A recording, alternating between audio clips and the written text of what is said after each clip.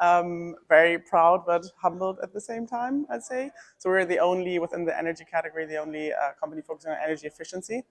And yeah, definitely a proud moment. Then again, there were so many other brilliant founders in our group that are working on world-changing technologies. So of course, we are hoping that everyone will succeed.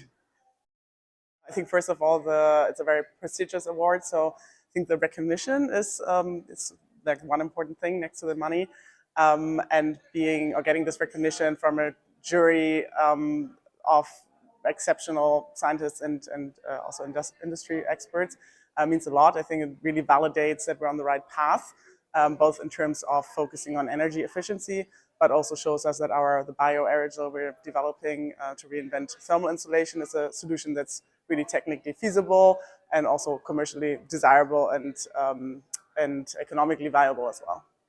And then the money, very exciting, the second part of it.